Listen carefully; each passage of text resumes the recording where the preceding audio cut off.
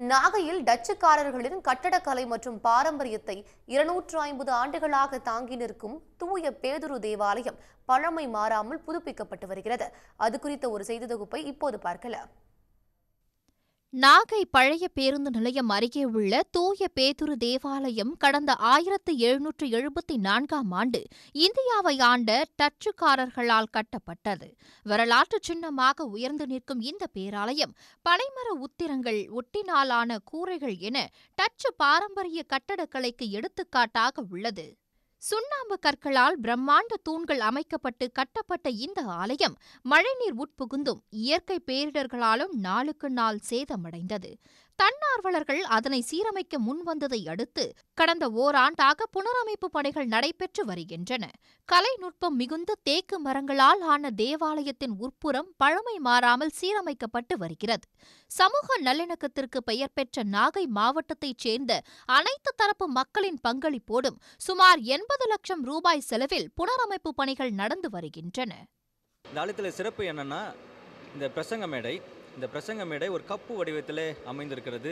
திருப்பந்தியிலே பங்கு பெறுகிற பயன்படுத்துகிற கப்பு வடிவத்திலே அதன் மேலே ஒரு தட்டு அமைந்திருக்கிறது. அதை தான் இந்த பிரசங்க மேடை நினைவுபடுத்துகிறது.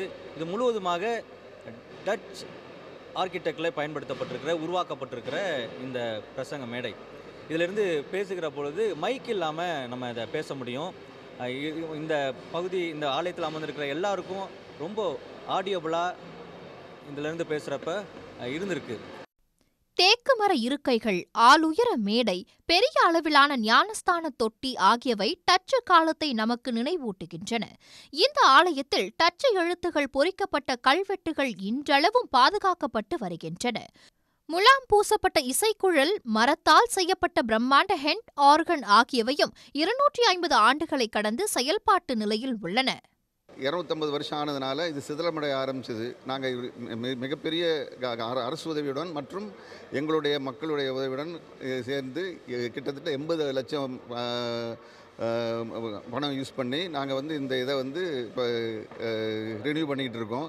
இது அடுத்த மாதம் 29ஆம் தேதி இந்த இதை நாங்கள் டெடிகேட் பண்ணுறதுக்காக இருக்கோம். பிரம்மாண்ட மரத்தூண்கள், மரச்சிற்பங்கள் மற்றும் ராணியின் சிற்பங்களுடன் டச்சு அரசாங்க அதிகாரிகளின் நினைவு கேடயங்கள் தேவாலய சுவரை அலங்கரிக்கின்றன. அவை அனைத்தும் தற்பொழுது புதுப்பொலிவு பெற்று வருகிறது.